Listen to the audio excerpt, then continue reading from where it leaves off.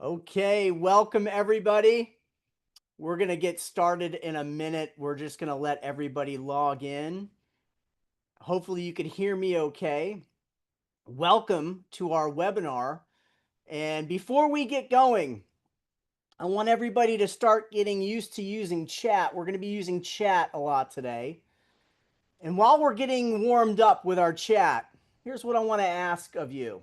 If you wouldn't mind in chat, please tell us your name and where are you dialing in from. If you can get chat loaded up for us, your name and where are you dialing in from, that would be great. And while I start to see the chat light up with locations and people, we're going to go ahead and get started. Ryan, welcome from NIU. Welcome, Ryan. Abe, Amy, Lubbock, Texas represent. Here we go.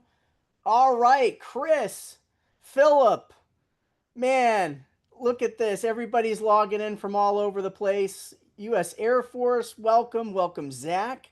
David Lewis from Charlotte. Okay, here we go.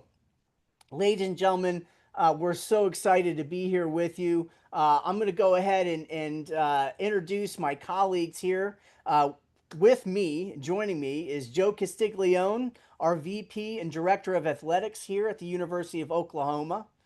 Sean Daly, Dr. Sean Daly, who's an Associate Professor of Management, the Price College of Business. We'll explain a little bit about their roles in a moment. And myself, my name is Nick Tobey. I'm the Executive Director of the Price Executive Academy. It's a lot of executives in the title. But really what we do is we create learning and leadership development solutions for corporate clients and individual leaders. And I'll explain here in a moment of how that led to us creating this unique program for you. So in addition to lighting up chat, now that we got chat lit up, here's what I want to ask of you.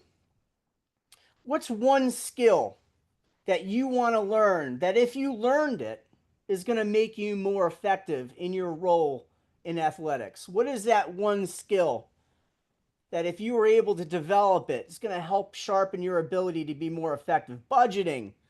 Chartice, thank you.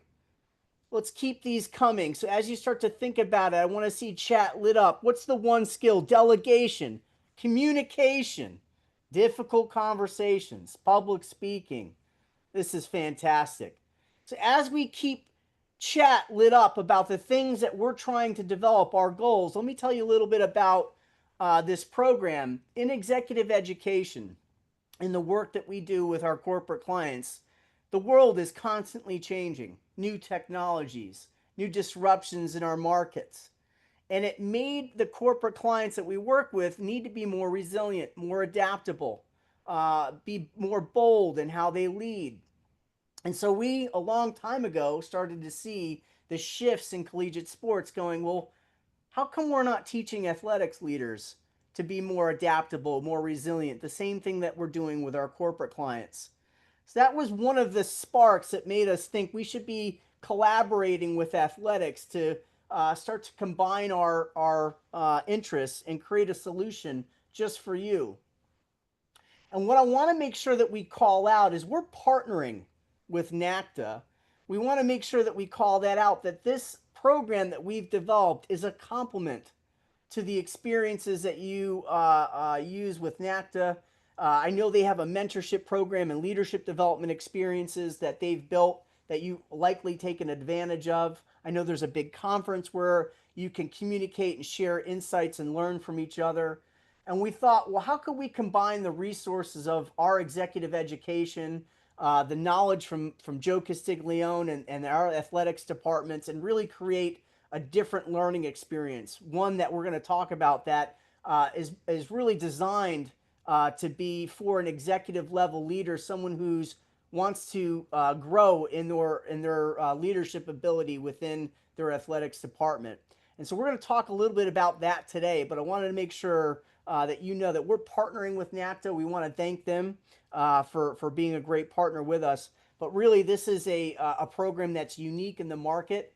I have not seen anything else out there in executive education in terms of developing athletics leaders. So without further ado, let me get Joe Castiglione, to tell us a little bit about the changes that are going on in college sports and why has that influenced the need to develop a program like this. So, Joe, would you tell the audience what you've seen in the shifts in collegiate sports and how that's influenced the program?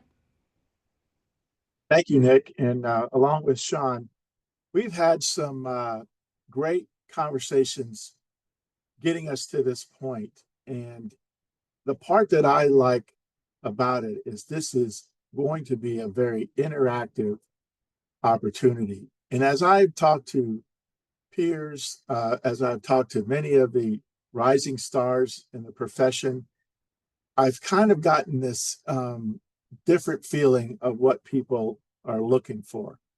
I want to say, like Nick, we're partnering with NACDA, and whatever place you get your professional development is great. This is not a in lieu of kind of opportunity. I'm personally very invested in NACDA. I was founder of NACMA. I've been a past president of NACDA. I think about my whole career has been very influenced through NACDA, but I still go out and speak at a variety of other areas and professional development seminars, symposiums, consortiums, whatever. So I'm just a very, very big believer in lifelong learning. And that's what really was the catalyst for me to listen to what Nick and Sean were talking about, because they are actually on the front lines of business and knowing how various businesses now are going to be used as, I guess you could say, comparators to how we run college athletics going forward. I do want to say, Nick, that there's still a huge emphasis on leadership within a program. And it's not just about the AD, but how the AD puts the right people in the right place to do the right things. Obviously, culture has been and will always be a very big part of what we create as leaders and within successful organizations that we run.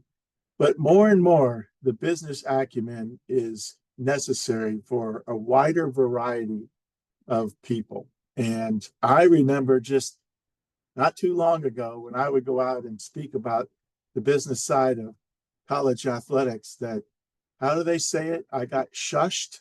Is that what they say? Where you just, hey, you're not supposed to talk about college athletics and use business as part of it. We're not supposed to say that. Well, shame on the people that kept their head in the sand for far too long. We are in it, and we are in it big time now.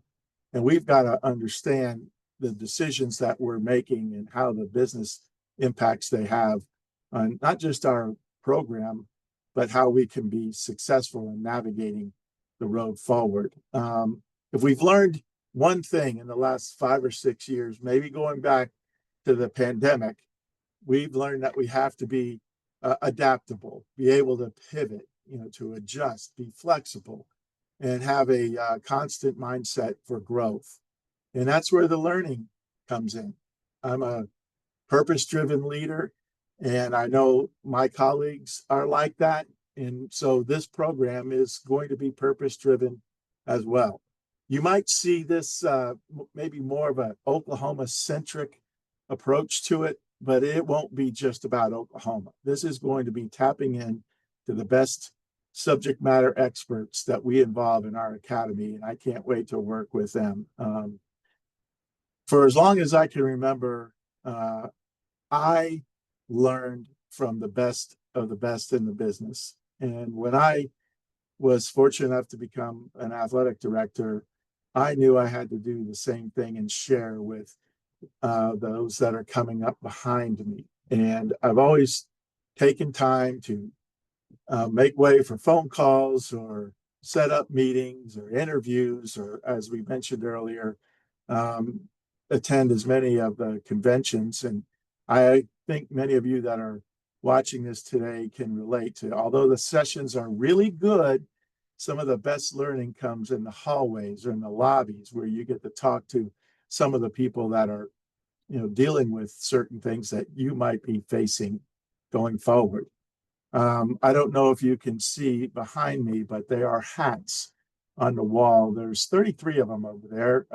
Can't see them all, but those are representing special colleagues, partners that I've had the opportunity to hire and work with that have become athletics directors, and now some are serving as conference commissioners. And so I've really thought about mentorship being a very big part of my leadership approach. I've always wanted to be a leader worth following, and one of the ways that I felt it was important was to take time to invest in others, pour into them, not just to be successful in whatever area of responsibility that they have, but learn more about them, learn what they're looking for, and how I can help on their path to grow their career in the direction that they set for themselves. And finally, as I've done that in taking those interviews, calls, whatever it might be, I've learned lately that people are looking more for specific knowledge about certain areas, not just, hey, tell me about the climb or the path or some of your experiences, but doggone it, I got a problem right now. I've got this in my department. We're having problems with communicating. People are not having those uncomfortable conversations. We need to be better in rev gen. How are we going to deal with the changing tax laws and development? Where are the new opportunities for us to navigate this world of being in a position to compensate athletes, to keep our programs healthy against a disparity of resources for certain programs to other programs? Those are the kinds of things that people want to know. And that's why I think this particular program, the way it's going to be set up now as we get started, and then how we learn from the participants, is going to be the ideal way for people to learn. So Nick, thank you for that opportunity to talk.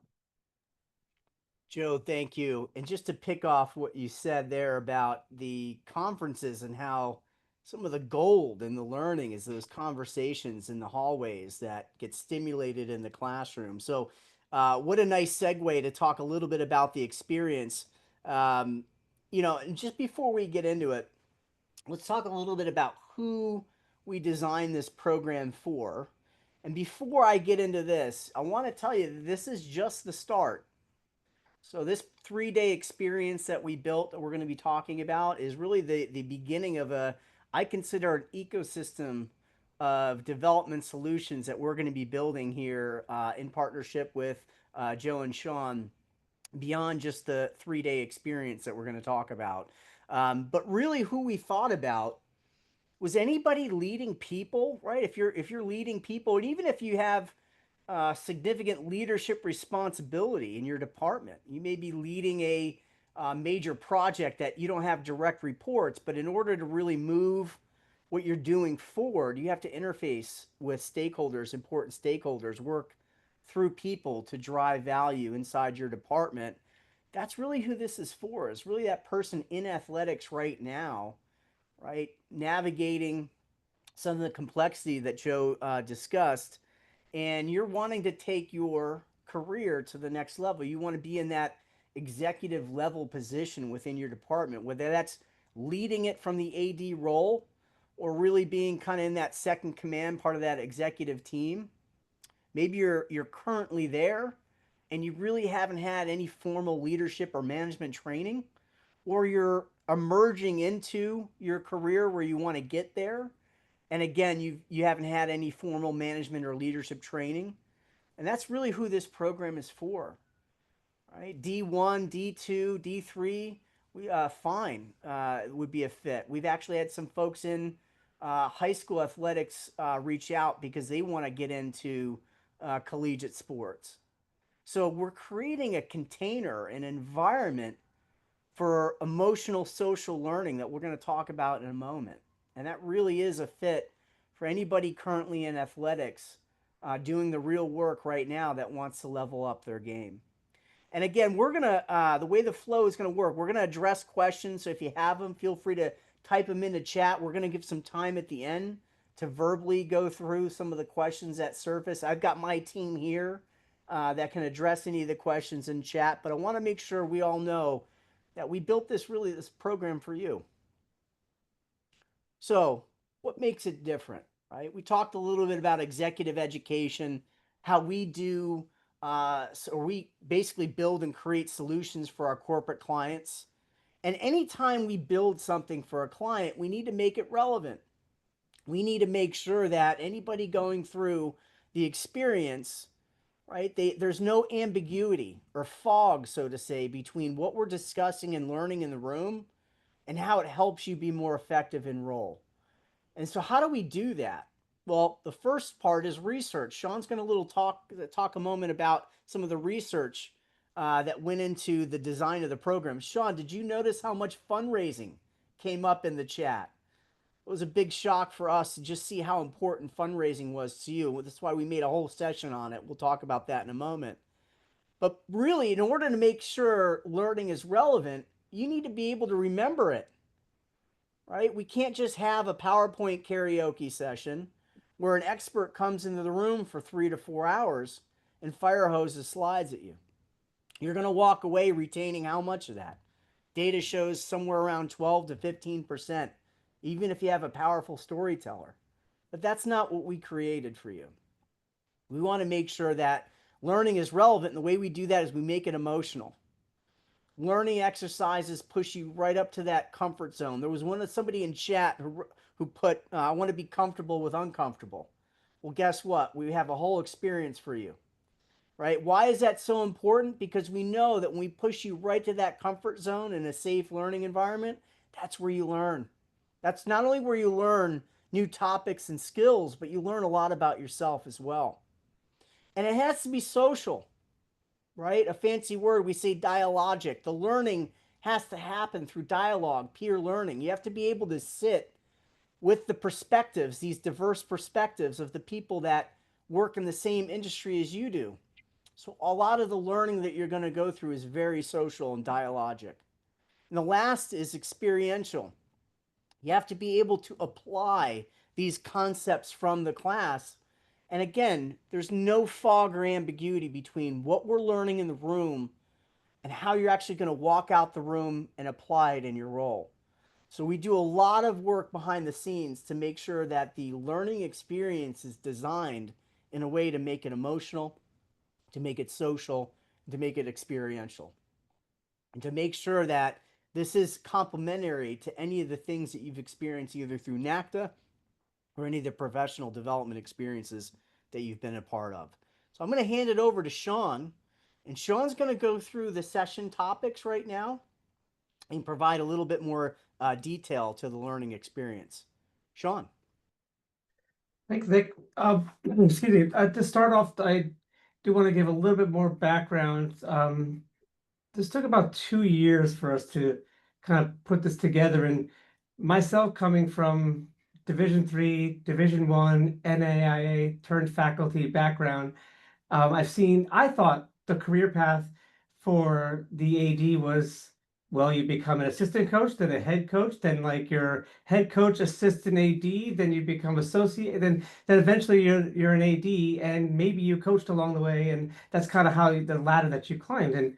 And as we start to look at the business of collegiate athletics now, we start to find that the executive level, the coaching path to the executive level is really not preparing people for what they need. I was just in my email today, and there was 2 people who announced different promotions, and they went from head coach to assistant AD to AD, and now they're the vice president of enrollment, like at the university. And I'm thinking to myself, how did head coach of baseball turn you into an enrollment expert, and besides recruiting, and how hard is that, must that be for you to go through those transitions and the learning curve of all those steps that you had to make? And so we kind of had this philosophy of, well, you don't need another degree, you just need to learn some things. And I think we're in a really great place to package these classes or these modules together to help you get what you need, so that when you leave and you go back to your back to your position, not only do you have strong, deep relationships with the people, the cohort that you went through that you can lean on, but you also have a solid understanding of how you're going to apply this content. I know myself, and I'm sure many of you have gone to conferences, you learn and you take all these notes and I'm going to do all these things. And then you get back and life gets in the way and it sits on a shelf. And 6 months later, it might not even be relevant anymore, but you definitely didn't apply it. And so you wonder, like, did I even, was spending that money even worth it? Oh, I networked a lot. Well, that's great. I'm glad you networked, but it's not helping you manage that budget any better, is it? So I think this is one of those programs that we were able to build to kind of pull all those things together. So we started with this idea of a think tank type model, where instead of coming in and saying, here are classrooms and here's what you're going to learn and this is how we're going to measure the outcomes, and we started thinking, well, let's think about these really big questions and how we can use this cohort to not just help us with our day-to-day jobs, but help move the industry forward a little bit by tackling some of these big areas. So as we develop these programs down the way, they may not all look the same because the big questions will change as the industry evolves. Clearly, right now with house settlements and things like that in Division One, it is a lot about finance, right? And so we wanted to start off this program with adaptive learning because we felt like the foundation to everything that you do isn't to teach you how to be a leader, but to teach you how to use your leadership in a way that's going to be able to mold and change and, like I said, adapt over the years that you're in this position, whether it's from assistant AD to associate AD to AD, or it's already within your athletics director's position. So we'll spend the whole first day doing that. We put improv on there because in order for us to truly be adaptive leaders, there's a level of vulnerability that has to be there. Vulnerability is not easy, especially in the culture that is the workplace culture that is sport. And so we felt like putting an improv in there will help us break down the barriers, become more comfortable. And, when people are more comfortable finding comfort in the discomfort, they will be able to actually learn more. And so that's what that whole first day is about.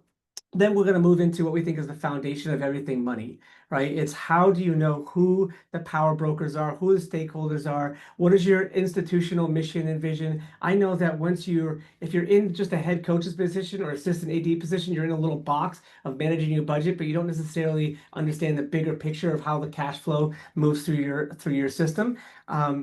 That's within athletics. And if you're now the vice president of enrollment, now you're dealing with multiple departments, all within a big umbrella of a university mission and vision and corporate goals.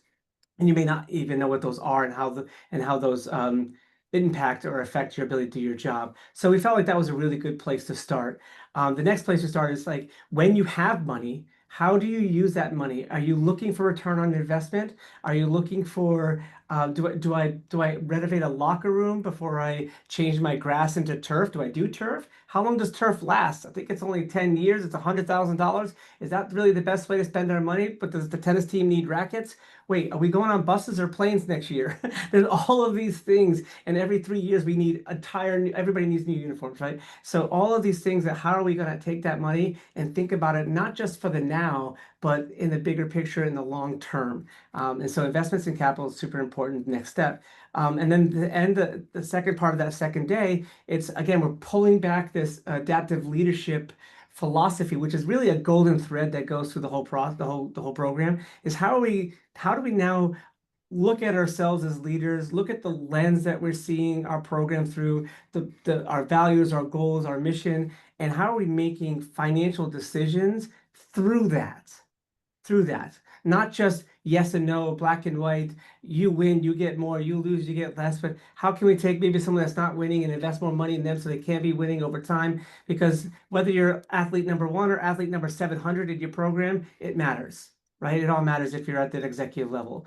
And so at the end of the day, we'll introduce this innovation project, which we truly believe, based on what Nick was just talking about, which is if you're getting academic, it's a social learning theory. So we look at the social learning theory, which you learn from imitation and you learn from role playing and things, and by modeling each and working with each other. That's the best way to get things to stick, right? And so we're going to be doing these hands-on problem-based learning, scenario-based learning type projects all throughout. And you'll do one big one, and you'll tackle it as a group, a small group, as we go through it. And then the last day, I saw fundraising on there. I saw donor relations on there. I saw the word strategy on there quite a bit, Nick. And so, yes, we're definitely going to talk about how do we look at fundraising, not just how do you get more money or how do you develop the right relationships with the right people, but how do you develop long-term partnerships with people and not just look as fundraising as a transactional kind of situation or objective. And then last but not least, the whole last day is working on this big innovation project where you'll have the opportunity to work with 3 or 4, however big your table, your cohort is within the group, and then present their findings to the subject matter experts and hear the feedback. So no better way to know if what you're talking about, what you're thinking about will stick, or what holes you might not see, or pitfalls you might not be able to avoid are in your ideas and solutions. And then you can go home and try to implement, or at least have the knowledge of what it takes to go through that process so that you can make effective and impactful and long-lasting change within your department or organization, all with this notion that you have to be adaptive as you go. Now, I know I skipped over the research piece, Nick, a little bit, so I just want to touch on this. How did we get there all together? We did. We went out and researched and surveyed as many associate AD people that we could to figure out what's important to you, how much time you have, how much money can you spend, and things of that nature. And we found that the research was very clear. All of these topics, everything from stakeholder management to budgets to leadership, all the topics that flushed out of multiple iterations of the surveys, we whittled it down to be more and more specific. Came out to be these topics right now that are important to people. We also found that the budget that people are willing or able to spend at that level fits what we're charging here as well. So I really feel like we built a model not just from hey, we think this is important, but we also think that this is something that's achievable and will work for most people in our target market for sure. That's Sean back to you, Daly, Nick. thank you so much. That was fantastic. Yeah, it is neat, right? It took 2 years to build this, and what was striking was how many times we were surprised from the research. You know, I called out donor relations. In part of the research, we had folks like rank and prioritize what are some of the skills and knowledge that they need to be more effective. And gosh, donor relations jumped up that list. So it was a little bit of a surprise. We dedicated a whole session on that, and we're bringing in some really innovative thinkers, one of which uses peer networks and how to leverage peer networks to maximize and really innovate, because it's a super innovative way to think about fundraising. So that's a great example of how the design came to be. So Sean, thank you so much.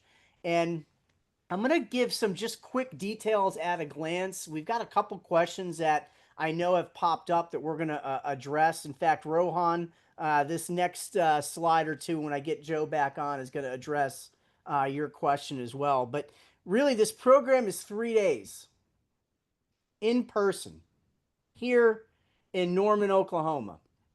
So we did in person first because we wanted to really create a rich, feedback rich environment. We are going to evolve. This is just phase 1. One of the questions on chat that I noticed, are you going to be running this program again? Yes. Our plan is to run this at the same time each year, right? This 3-day experience. And at the time, or excuse me, and then evolve it to where we can include some online experiences, both live and online and self-paced. But we really wanted to test this concept out first with this 3-day, in-person experience. The last day is October 26th. It's an option.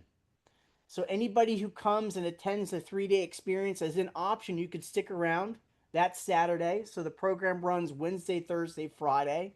We're going to have hosting a game with Old Miss here in Norman, and we're creating a really neat interactive experience. It's a great way to close it out, right? So if you've been here with 3 days, you're going to get to know the participants in a really deep level. You're going to get to know and experience with them. It's a great way to finish the experience and leave the session and walk back into your roles, excited to change and innovate.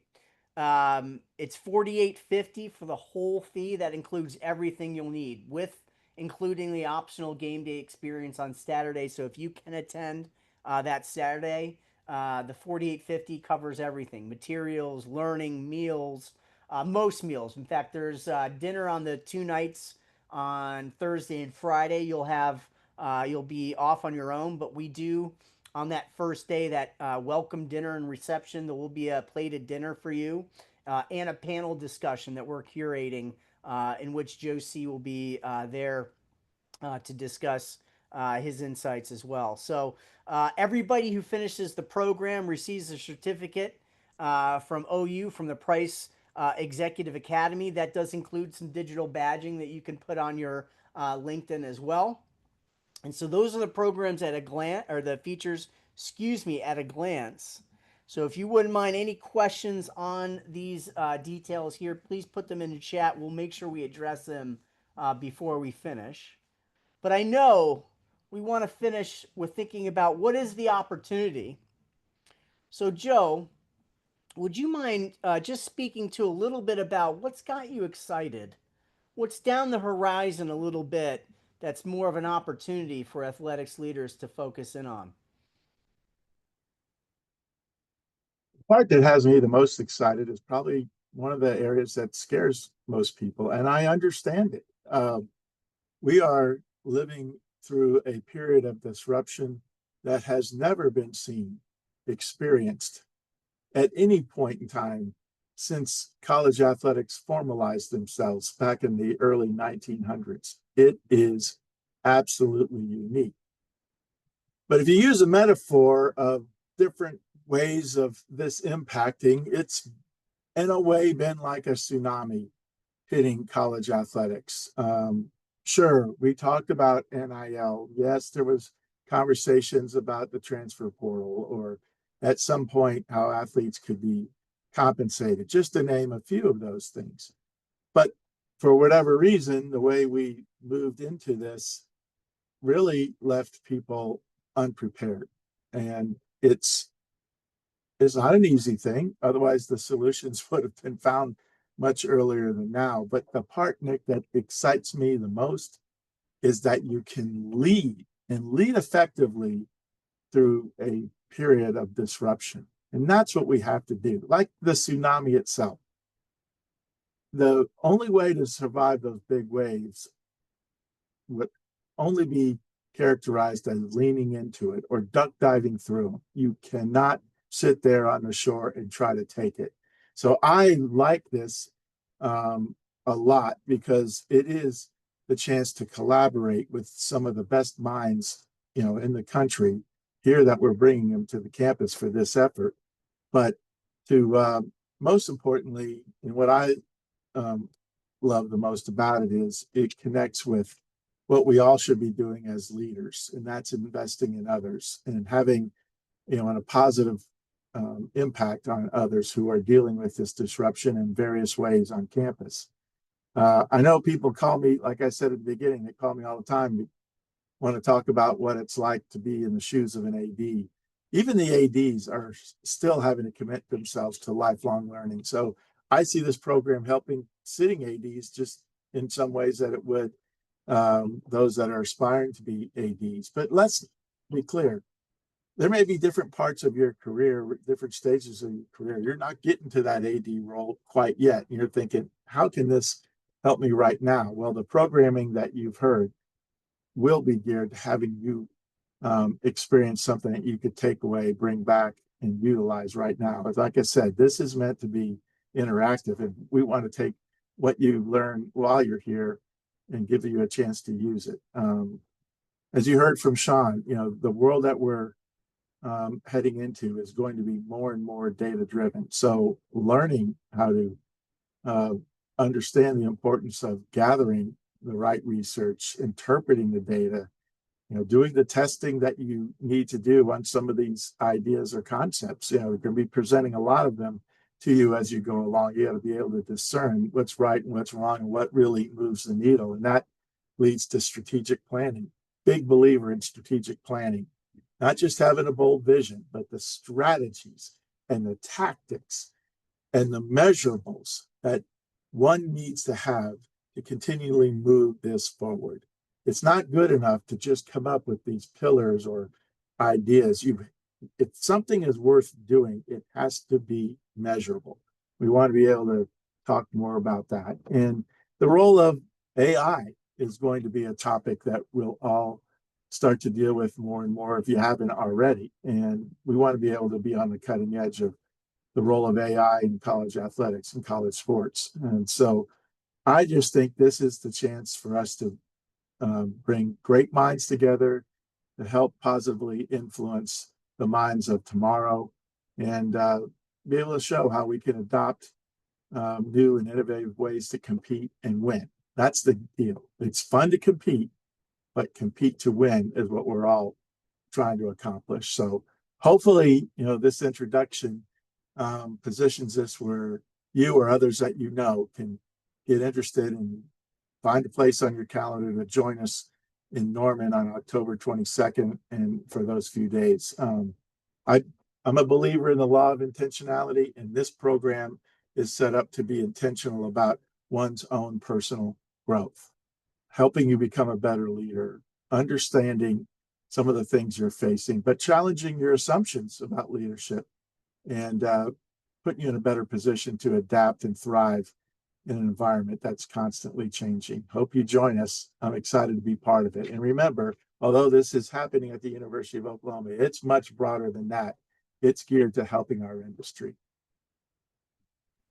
Joe, thank you so much. I love this word intentional, right? Because it all comes down to how do we be intentional about our growth and the next step? What is the future state for you that you're working towards now? And this program definitely is going to help you structure that and be more intentional. I know we've got a whole bunch of questions. I'm going to put this slide up to remind you of the dates. Nicole Sukinis, my colleague, she's joined the call. Nicole, any big questions bubbling up that we should address? Yeah, we have one for Sean. Somebody asked, since I don't see it listed, do you talk about compliance and academics, even though they're under the internal department? I know those two can be big, especially academics with APR. Yeah, I definitely understand that. That is not a topic that we're going to put into this program. This program was really, because of the data that we gathered and what people were saying was that the tip of their need right now, it really fell down to financial decision making and financial awareness and fundraising and decision making and things like that.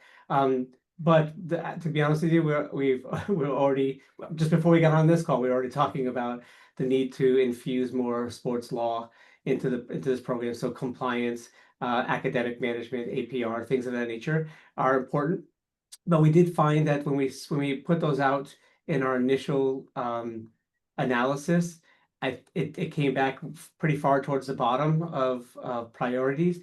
And through some conversations, we found that people were saying those are very important concerns.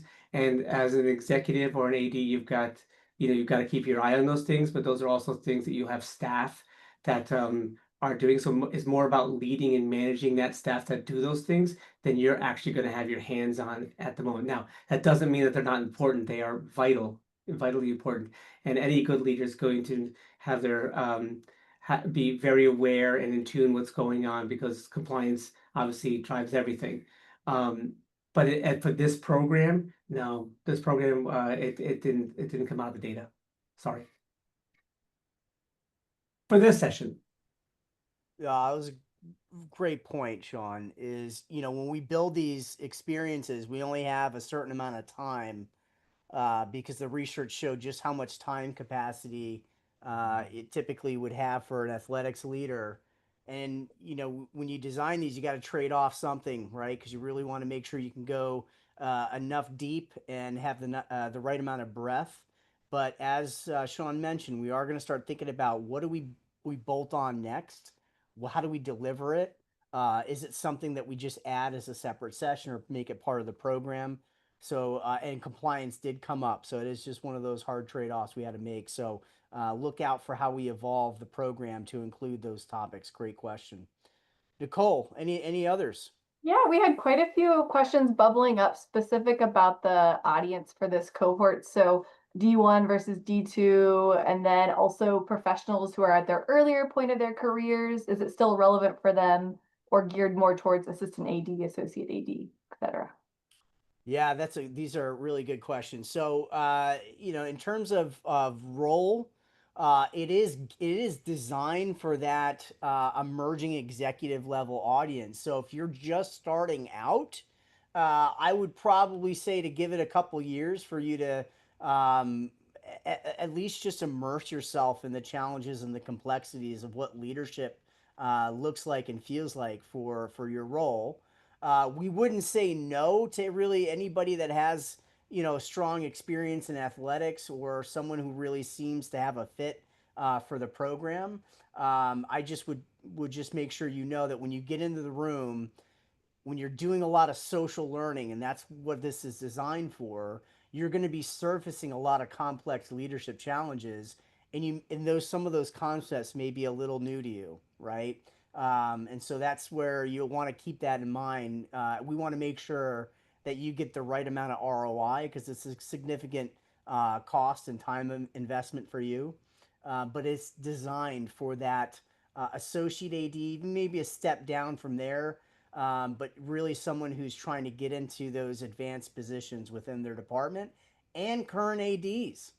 The ADs that we did talk to, a lot of them didn't have any formal management and leadership training, and they saw benefit to a program like this. So that's kind of who this is for as a current athletics administrator with significant leadership experience. Nicole, Did that address that? Go ahead, Sean. yeah, can I add that? For social learning theory to really kick in, there has to be a lot of peer-to-peer sharing. And within that sharing comes a lot of wisdom. And so says, oh, I did that one time. And oh, by the way, when you're talking about that situation, that's the one I faced 2 years ago in this one place. And this is how we handled it. And this is what came out of that. And those are the kind of like group therapy almost like moments where people help each other get through the problem. And it becomes an invaluable. If you are somebody who is experienced, like you're a new AD, you've got a lot of wisdom to share, but you also have gaps that you need to fill because you may not have come from certain backgrounds. So this is a perfect example of you're a perfect part of our audience.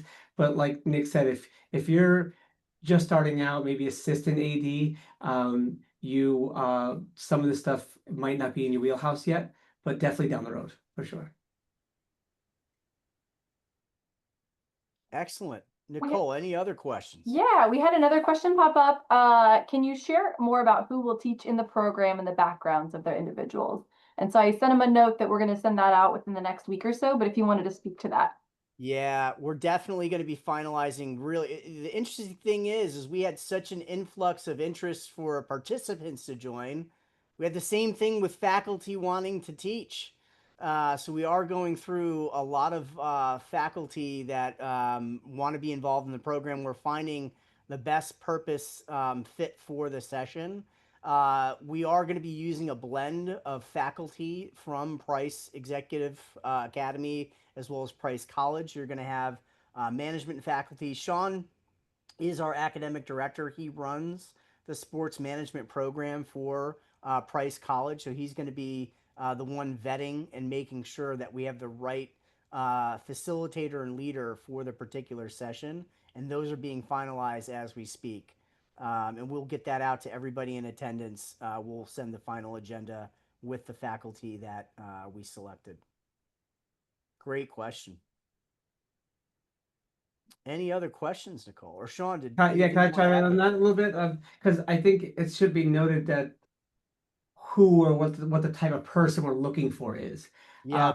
And I think it's important to note that we're not looking for somebody who is the best expert in the world, but has a hard time helping people get across the finish line. There's a certain balancing act in there of people who have real world experience, and academic credibility. They have wisdom to share, but they're also good at working with groups. Yeah. And so, like Nick said earlier, the PowerPoint karaoke is like it just can't happen, right? So when we look at faculty, we look at people who are engaging, people who have experience working with groups. They may be in the business or they may be retired from the business. They may be a faculty member who has an expertise from a research standpoint, or they work in collegiate athletics at the conference level or at the institutional level or something like that. We've got some private sector folks who work directly with institutions, like the first concentric circle, like the suppliers, those type of people who have direct experience in those areas that can share. We've got some of those people that we're looking at as well. Excellent. No, it's such a good point, really, because we're not just looking for subject matter experts, right? SMEs. We're looking for people that know how to facilitate learning as well, and that's a skill in and of itself. Um, okay, Nicole. Any other questions? We had one more come up, asking about housing for the program. Are participants required to find their own? No, that's a great question. We've got a hotel, and Nicole, maybe you could speak to that. We've got a hotel that I want to say has got to be a 9 iron from the campus. It's right next to Norman. We're going to have rooms set up, booked for you. We'll share those details out to everybody on the call, but you'll have a hotel where we're going to guarantee your ability to have a room. It's got a pool. It's a resort, a nice, beautiful hotel down in Norman. And if that is something that you want to find your own, or you want to find an Airbnb, or you want to do your own thing, we're happy to help you and give you a little bit of a lay of the land, so to say, of the area. But all participants will have access to the reserved hotel spaces that we've set aside. Nicole, did I say that correctly? Yep, you got it. There we go. And I am noticing, Nicole, a lot of questions around scholarships. That is correct. Yeah, and so we don't offer scholarships, but what we will offer to everybody that's a member of NACDA will be getting 15% off the fee of this program. So if you are a NACDA member, part of why we want to partner with NACDA and make this a complimentary experience for y'all is we will give everybody that's a member of NACDA, I would assume everybody's a member of NACDA on this call, you'll receive 15% off the $48.50 to join the program.